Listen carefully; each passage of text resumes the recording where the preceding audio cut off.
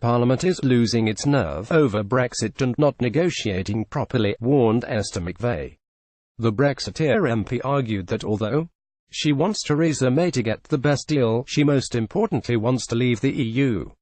Speaking as part of the Ladies to Leave campaign, Ms. McVey declared, "We wanted to leave the EU.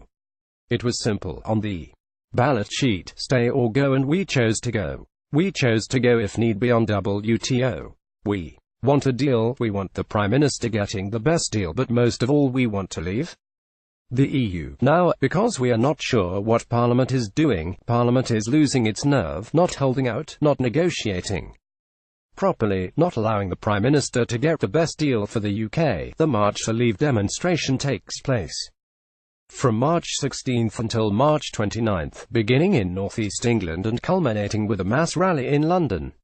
Organised by pro-Brexit group Leave Means Leave, the protest aims to show the level of popular dissatisfaction with how the divorce from Brussels is being handled.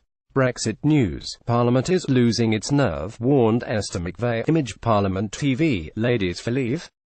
We are not sure what Parliament is doing. Parliament is losing its nerve. Esther McVey. Brexiteer Nigel Farage, who serves as an MEP for South East England, said, "The Westminster elite are in the process of betraying the British people over Brexit. All of us who want Britain to be a great country once again accept that we must be prepared to stand up for what we believe in and fight for our independence." Leading Brexiteers warned Mrs May her Brexit deal is doomed to fail when it is put to the House of Commons next week.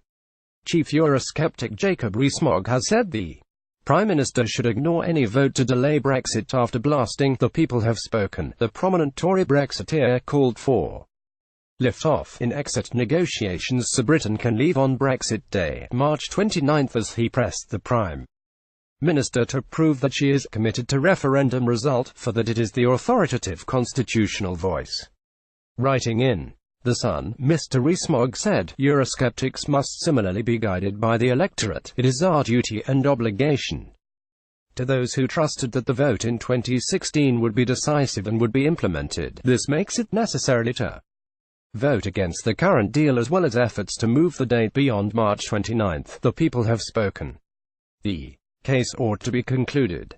Let's have lift-off." The top leaver's intervention comes after Brexit Secretary Stephen Barclay and Attorney General Geoffrey Cox held fresh talks in Brussels in a renewed effort to secure changes to the controversial Irish backstop. Mr. Cox and Mr. Barclay were seeking to allay fears that the backstop could leave the UK trapped in a customs union with the EU, in a bid to win over Tory MPs ahead of further votes next week. MPs have been given the option of extending Article 50 if they cannot agree on Mrs May's altered withdrawal agreement on Tuesday. They will be allowed to vote on whether to leave with no deal in a further Commons vote the following day. Should MPs decide not to proceed without a deal, they will be given a say on extending the March 29 deadline.